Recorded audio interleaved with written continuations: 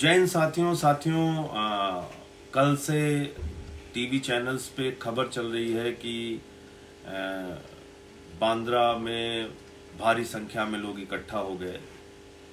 उसके पहले सूरत में आप लोगों ने देखा होगा, तमाम मजदूर सड़कों पर उतर आए। उन्होंने वहाँ पे आगजनी की, टायर जलाया और अपना विरोध प्रदर्शन किया इस बात को लेकर कि उनको मजदूरी नहीं मिल रही है, इस बात को लेकर कि उनके मालिक उनको तनख्वाह नहीं दे रहे हैं, उनके खाने का, उनके राशन का इंतजाम नहीं है। इस कारण से सूरत में भी परसों 2-3 दिन पहले वहां पर भी एक विरोध प्रदर्शन हुआ।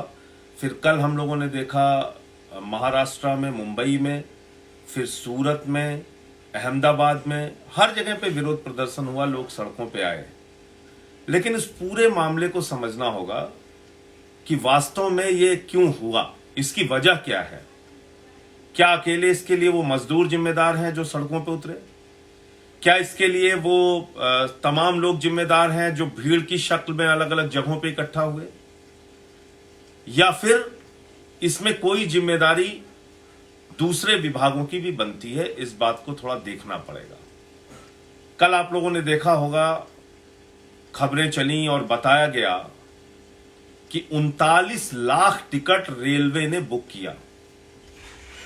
जब से लॉकडाउन लगा तब से लेके कल तक जो आंकड़े सामने आए हैं उसमें लगभग 39 लाख टिकट रेलवे ने लोगों के बुक किए 15 तारीख के बाद के, क्योंकि 15 तारीख से लॉकडाउन खत्म होना था। पहले की घोषणा के अनुसार, प्रधानमंत्री जी की घोषणा के अनुसार 14 अप्रैल तक लॉकडाउन था, 15 अप्रैल से खुलना था।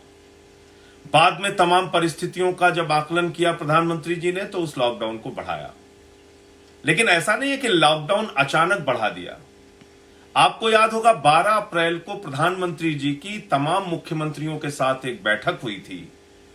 उस बैठक में वो कॉन्फ्रेंस कॉल हुई थी और उस कॉन्फ्रेंस कॉल के जरिए जो बात निकल के आई थी वो टीवी चैनल्स ने भी चलाया था और लगभग सभी जानकार समझदार लोगों को ये बात पता चल गई थी और एक माहौल सा बन गया था कि लॉकडाउन बढ़ेगा, क्योंकि राज्य अपनी चिंता जता रहे थे, क्योंकि अलग अलग राज्यों ने बताया कि उनके यहां कोरोना के केसेस बढ़ रहे हैं और लॉकडाउन बढ़ाने की जरूरत है। अलग अलग राज्यों ने अपनी चिंता जताई और उसके बाद प्रधानमंत्री जी ने इस प्रकार का संकेत 12 अप्रैल की मीटिंग में दिया कि ये लॉकडाउन बढ़ाया जाएगा। अब मेरा सवाल यह है कि अगर देश के प्रधानमंत्री और मुख्यमंत्री की बैठक से यह संकेत साफ तौर पे जाहिर हो रहा है कि लॉकडाउन 15 तारीख के बाद भी आगे बढ़ेगा, यह संकेत जाहिर हो रहा है कि लॉकडाउन और आगे बढ़ाया जाएगा, तो फिर रेल मंत्रालय टिकटें क्यों बुक कर रहा था? रेल मंत्रालय ने 2 दिन पहले यह स्थिति स्पष्ट क्यों नहीं की कि सारी ट्रेन और सारी टिकटें रद्द की जाएंगी, और इसका एक व्यापक प्रचार क्यों नहीं किया जिसकी वजह से कोई अपने घरों से नहीं निकलता और कोई बांद्रा स्टेशन पे इकट्ठा नहीं होता? लेकिन वो आदेश क्या था वो मैं आपको पढ़ के सुनाना चाहता हूं। 12 अप्रैल को, जैसा मैंने आपको बताया, कि मुख्यमंत्रियों की और प्रधानमंत्री जी की मीटिंग हुई। उस मीटिंग से साफ संकेत जाता है कि लॉकडाउन बढ़ाया जाएगा। ये 13 अप्रैल को रेलवे के एक अधिकारी हैं, ए मालेश्वरा राव जी, जो डिप्टी चीफ कॉमर्शियल मैनेजर हैं, ये हैं south central railway, ministry of railways, और ये सीसीएम के ऑफिस का ये प्रपोजल है, चीफ कॉमर्शियल मैनेजर के ऑफिस का। अब ये क्या लिख रहे हैं? ये साहब लिख रहे हैं कि during video conference held on 13/4/2020 it is decided to run Jan Sadharan specials for clearing passengers, migrant labor of unreserved segment. In this regard, some divisions have already given data. However, all senior DCMs are once again requested to critically analyze the number of passengers as well as migrant labor and submit the detailed proposal along with clear originating and destination stations to the office of CCM immediately so as to discuss the proposal with the office of CPTM to run the trains as proposed by the divisions. ये 13 तारीख का इनका एक proposal है जिसमें ये कह रहे हैं कि जनसाधारण स्पेशल ट्रेनें चलाने का प्रस्ताव, उसका आकलन, उसका डेटा, मजदूरों की संख्या आदि इकट्ठा करके भेजिए जो लेबर, माइग्रेंट लेबर्स के लिए और लोगों के लिए चलाई जा सके। ये कब ये पत्र इन्होंने जारी किया? ये पत्र जारी किया है जिसमें इन्होंने प्रपोजल मांगा है। जो इनका प्रपोजल है वो है 13 अप्रैल को, जब प्रधानमंत्री जी की मुख्यमंत्रियों के साथ मीटिंग हो चुकी थी। अब मुझे आप जरा बताएं कि जब रेल मंत्रालय 39 लाख टिकटें बुक कर रहा है, रेल मंत्रालय 13 तारीख को 13 अप्रैल को प्रपोजल तैयार कर रहा है, रेल मंत्रालय की खबरों के हवाले से कुछ टीवी चैनल खबर चला रहे हैं कि बांद्रा से ट्रेन चलने वाली है, मुंबई से ट्रेन चलने वाली है, तो अगर भीड़ वहां पर इकट्ठा हुई तो क्या सिर्फ और सिर्फ वो मजदूर जिम्मेदार हैं जो अपनी मजबूरी के कारण, भूखमरी के कारण, आज एक महामारी के संकट के कारण जो अलग अलग जगहों पे फंसे हुए हैं, वो अपने घरों से अचानक निकलते हैं इस उम्मीद में कि शायद उनको ट्रेन मिलेगी और वो अपने घर जा पाएंगे?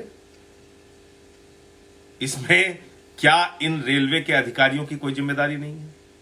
और मुझे बहुत अफसोस होता है, बहुत दुख के साथ, तकलीफ के साथ ये बात कहनी पड़ती है कि जब भी कोई ऐसा मामला आता है उसमें कोई ना कोई हिंदू मुसलमान का एंगल खोजने का काम हमारे तथाकथित टीवी के योद्धा, मीडिया के वीर खोजना शुरू कर देते हैं।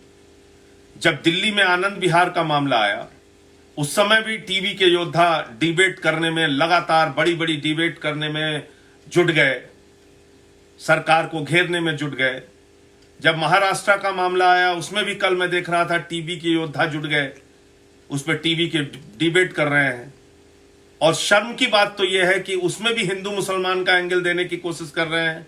बांद्रा स्टेशन के पास कोई मस्जिद है, उसको दिखा के कि मस्जिद के पास लोग कैसे इकट्ठा हुई, और ये क्या कर रहे हैं हम लोग? ये किस तरह की सोच पैदा कर रहे हैं समाज में?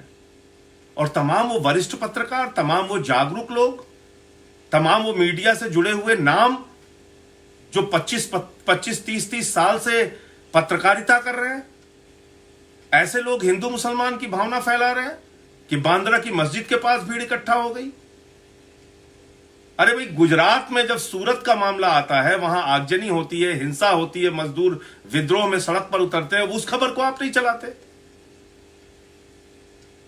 आज मैं ये नहीं कह रहा हूं किसी भी पार्टी के दृष्टि से मत देखिए, लेकिन कोई भी खबर को निष्पक्षता से देखिए। दिल्ली का मामला हो, महाराष्ट्र का मामला हो, गुजरात का मामला हो, एक चश्मे से देखिए।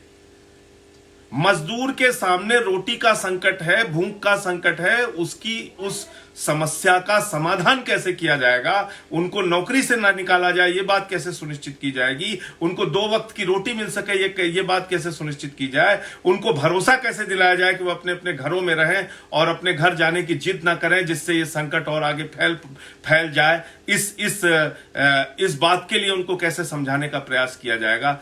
बजाय इसके पूरा का पूरा मीडिया इस बात में लग जाता है कि इसमें हिंदू मुसलमान का क्या एंगल है। और जब खबरें गुजरात की होंगी तो वो टीवी पे उतनी प्रमुखता के साथ नहीं दिखाई जाएंगी। जब खबरें दिल्ली से जुड़ी हुई होंगी या महाराष्ट्र से जुड़ी होंगी, उसको पूरी प्रमुखता के साथ टीवी पे दिखाया जाएगा और उसमें हिंदू मुसलमान का एंगल खोजा जाएगा। जब गुजरात की खबर होगी तो मीडिया गजनी मोड में चला जाएगा। मुझे लगता है इस प्रवृत्ति से बचने की जरूरत है।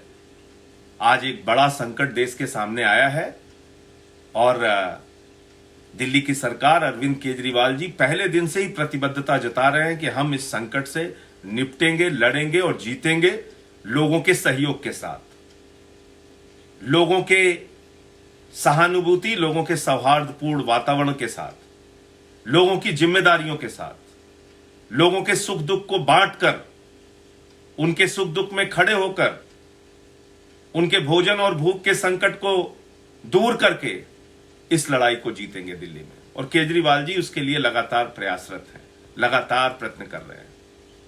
लेकिन उन्होंने भी चिंता जताई कि भाई इस मौके पर, इस संकट की घड़ी में इसको हिंदू मुसलमान का रंग मत दीजिए, इसको हिंदू मुसलमान के चक्कर में उलझाकर इस पूरी बीमारी और इस महामारी के संकट को गलत दिशा देने का प्रयास मत कीजिए।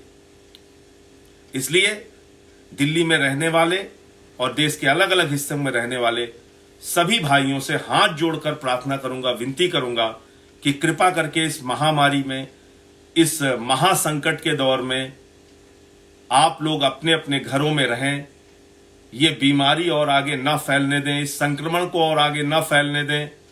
क्योंकि आज जो दुनिया के डेटा है वो बहुत भयावह है, डराने वाले हैं। करीब 1.25 लाख से ज्यादा लोगों की मौत हो चुकी है, लगभग 20 लाख लोगों तक ये बीमारी पहुंच चुकी है। अमेरिका जैसे देश, ब्रिटेन जैसे देश, इटली जैसे देश, फ्रांस जैसे देश, जर्मनी जैसे देश, जो अपने आप को बहुत विकसित देश मानते थे, वो तमाम देश आज इस महामारी से, संकट से परेशान हैं। उनके सामने कोई रास्ता उनको दिख नहीं रहा है। इसलिए हम सब की जिम्मेदारी है कि इस देश को बचाने के लिए, इस राष्ट्र को बचाने के लिए, इस भारत माता को कोरोना की महामारी से मुक्त कराने के लिए, बचाने के लिए हम सब की जिम्मेदारी है, एक एक हिंदुस्तानी की जिम्मेदारी है कि हम लोग जात पात, धर्म, क्षेत्र, भाषा, ये तमाम भेद भुलाकर इस महामारी से, इस संकट से एक साथ मिलकर लड़ें और जीतें। सरकार के निर्देश का पालन करें, सरकार का सहयोग करें, पुलिस वालों का सहयोग करें, डॉक्टर्स का सहयोग करें। जो कर्मचारी इस अभियान में, कोरोना संकट के अभियान में लगे हुए हैं, उनकी इज्जत करें, उनका सहयोग करें और इस अभियान को 3 मई तक जो लॉकडाउन 2 घोषित किया गया है उसको सफल बनाएं। जय हिंद, इंकलाब जिंदाबाद।